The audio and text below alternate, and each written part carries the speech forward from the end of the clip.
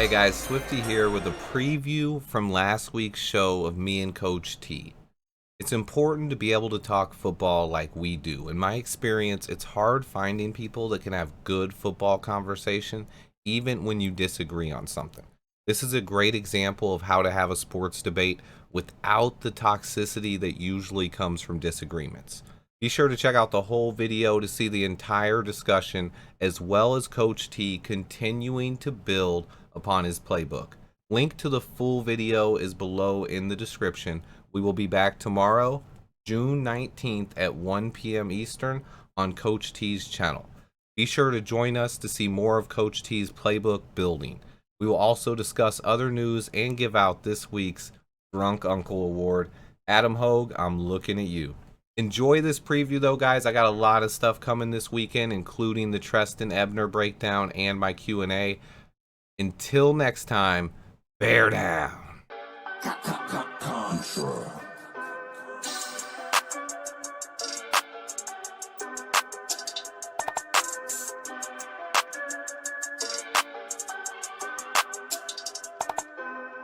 Life like chess, move to pieces, you know I roll in silence. On the road to them Benjis, I fill my teeth with diamonds. I'm high as fuck in the sky, you would've thought I'm pilot. I'm from Chicago, it get ugly, fill the streets with violence. Life like chess, move to pieces, you know I roll in silence.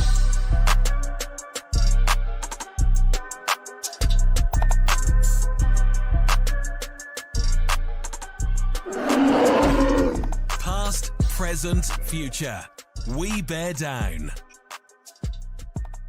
Treston Ebner, this kid is just blazing fast. And I don't know how the offensive line is going to shake out in front of him, but I know we have more depth than we've had at any point in time during the Matt Nagy era. Right. We're not going to have guys like Rashawn Coward out there starting who don't belong in the NFL, you know. We're going to have tough, mean, athletic players who maybe they're not Pro Bowlers or studs right away, you know, maybe they're serial, you know. But Right. these guys, they're tough. And they're not going to be awful, I don't think. I think we're at least going to be mid-tier average offensive line. We might be a little below average. We're not going to be top 10, but I don't expect this offensive line to be horrible at all. Yeah. No, I agree with you. I think I'm coming off some of my takes, Swifty. I really am. No, I was conflicted with that this week, right? But again, it's not a pride thing. Which one? One of the things, right? One of the takes I'm pivoting off of is to add more outside zone to what I think we'll do, right? It's just what made me conflicted on that approach is so what happens is McVay, LaFleur is outside zone, right? To me, Shanahan was more power driven, but I didn't realize how much outside zone he actually incorporated into his concepts, right? But to add to that, I still say what makes his offense exceptional is his power concepts. So that's the conflict, right? He runs outside zone, but what people don't realize is what makes it exceptional is the counters he does and how he does his counters, which is the power concept, right? Yep. And then also, if I add in the Luke Getz, the Joe Moorhead factor, right? Joe Moorhead is a power guy, but he meshes the two philosophies or concepts together. He runs like power zone, which is an actual play. You can run zone. You can run power zone. You can pull a guy and run zone. So he meshes the two concepts together. So, you know, it's like the hard part, admittedly, is taking my own philosophy out of it and saying, okay, all right, I'll pull back on me and drive in on what these guys do and why or why not it work, why it doesn't work. So I like that. As far as the offensive line is concerned, I'm pivoting a little bit off of that, off of my takes on the offensive line too. The one thing I'm not giving up though is I don't want a rookie left tackle. So I think so. I wanted to touch on that a little bit because I know, obviously, you don't want. That's never the ideal situation. Yeah. But what we do want and that's the thing is, you want our best player at left tackle out there. And if the guy he's competing against is Larry Borum, who has like 8 starts, was also a 5th-round pick and also played. Here's the difference, okay? Larry Borum, if that's the guy you're competing with, right? Yeah, he's not a rookie anymore. He has 8 starts. He played a little bit last year. But what about he played on the right side his entire college career? Braxton Jones played on the left side. Right. So if you're thinking about that, does a couple games or one season really change your opinion when the other guy's played left tackle his whole career versus a guy who's played right tackle? And then the other guys you're competing with is Julian Davenport, who, when he played 16 games at left tackle, was the worst rated left tackle in football. And he played a couple games last year and was okay, but he's more of a journeyman veteran, you know. So at that point, it's like, yeah, maybe you don't want a rookie, but if that rookie ends up being better than Larry Borum or Julian Davenport, which I think is very possible, then a rookie it is, you know. I mean, Yeah. what's the biggest thing holding them back when they're all learning the same schemes at the same time right now? It's Right. not like Borum played in this scheme last year and he has a full year of this scheme to take advantage of. It's more, oh, we're all learning these schemes now, so we're all kind of rookies in this scheme. But if this guy's more athletic and fits the scheme better, as long as he looks like he can play, I don't see a huge deal in that, especially if we're going to run the ball as much as we do. Right. Now you make a great point with that. With us running the ball as much as we do, as much as I Or as hope we we do. expect we do, yeah. You know. Yeah, I would hope because that's one way to cover it up. But listen, I'll tell you why I'm thinking that way, right? It has nothing to do with our internal battles or what happens inside Hallis Hall or the Bears organization. It has everything to do with what happens once the season starts or when you put the pads on. Because no way, any way you shake it up, he could beat Larry out, but that's to me that's not saying much, right? He could beat Larry out, but when you gotta go think about it, so whether you're running a 3-4 or 4-3, defense's best pass rushers usually lining up on our weak side. So you have a rookie that he might have beat Larry Borum, but he has to go up against pick the top 3 pass rushers in the league, and he has to go. Listen, my criteria. Remember, my criteria is I need you to win 101 so I can run my stuff. As an offensive play caller, I can't run my stuff if you can't win 101. So to me, I want a guy that has seen, even if it's not Tevin's best position, I like what I saw out of Tevin going up against team's best pass rusher in the short film work he showed me. So watch this. He's seen a plethora of pass rush moves at an NFL level. So I'm saying, this is my start. We ain't had a quarterback. We have not had a quarterback ever. This is the one time I had something nice. I'm going to protect him with the best guy. I don't care about him being, if he's great at right, that's great. Put him over there later.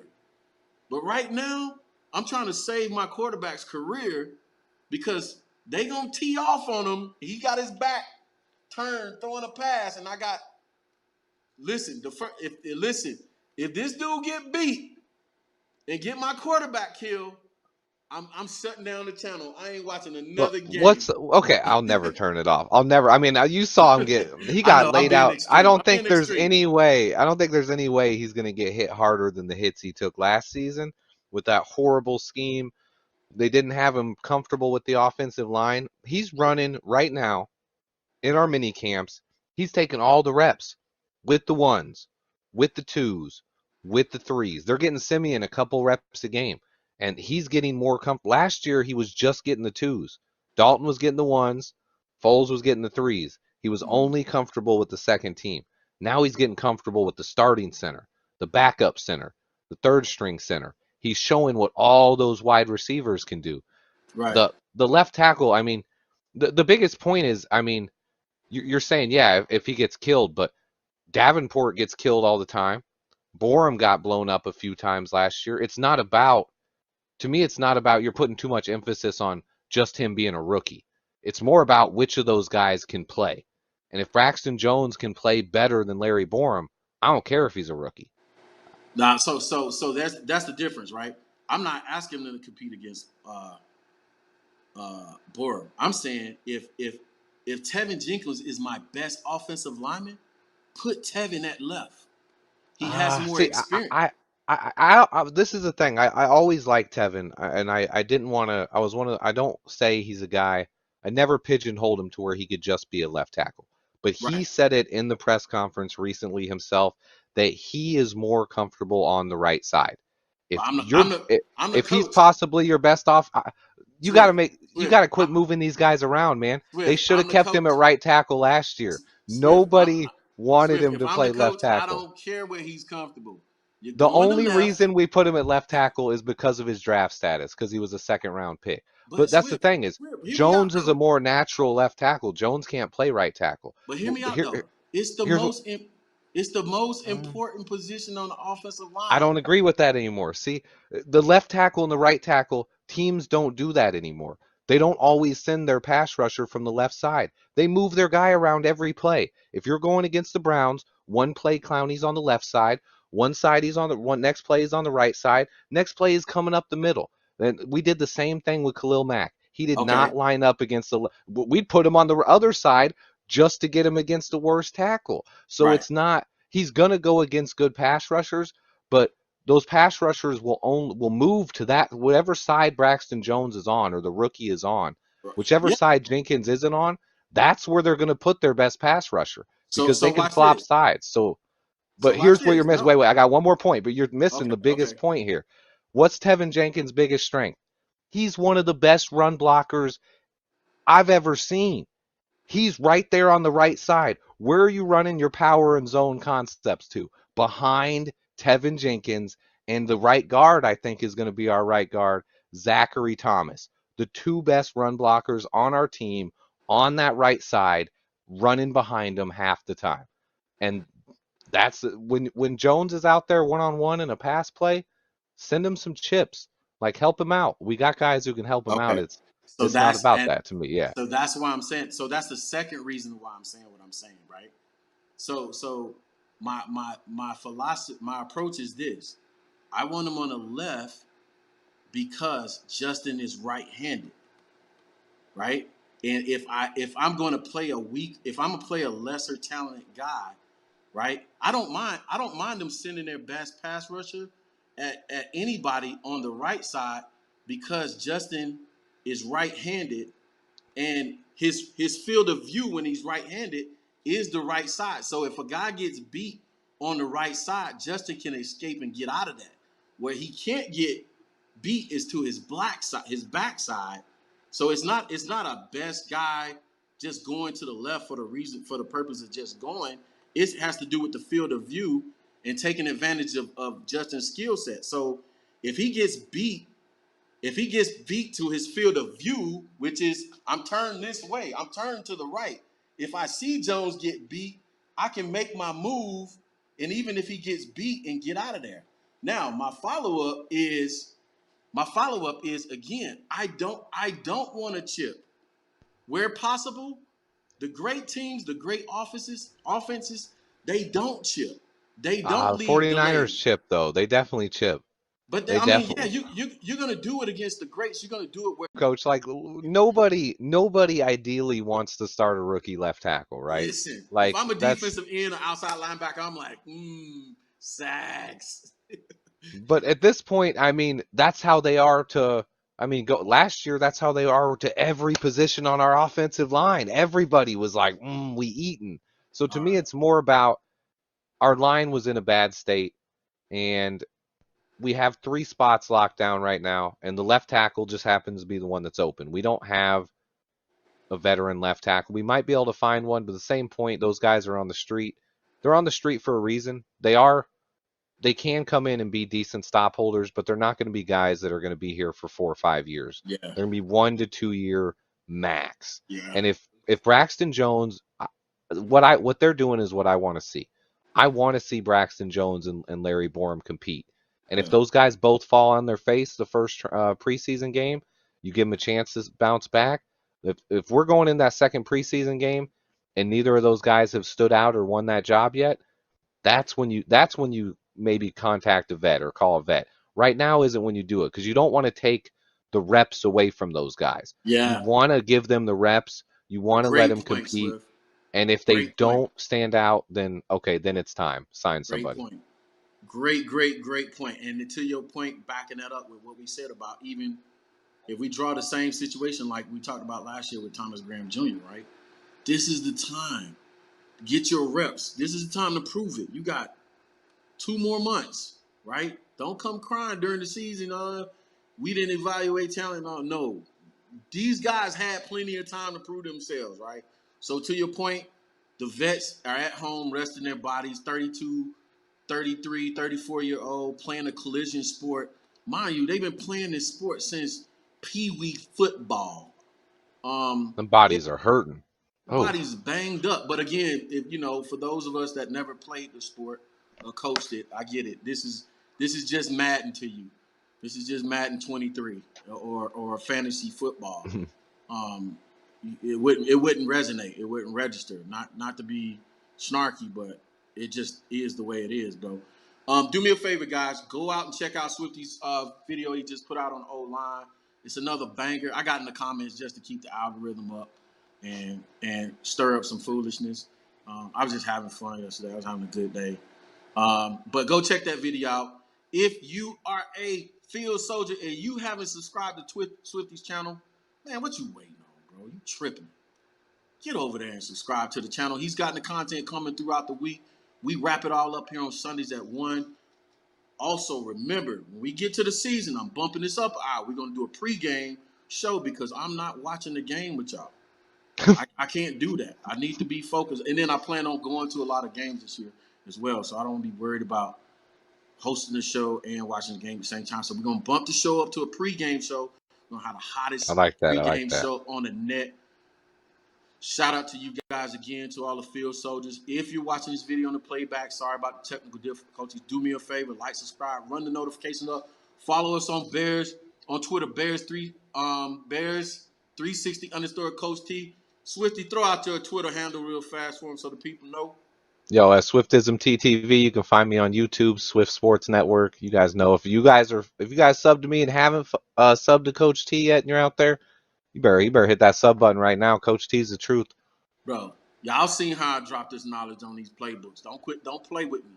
Don't play with me. I'm in my bag. I appreciate the love in the comments while I was doing it too. Hey, to all the drunk uncles, stay drunk out there, stay high, keep doing what you do. Y'all know how we do. We're going to check y'all next week, next Sunday at 1 p.m. As always, bro. Bear down. Bear down, boys.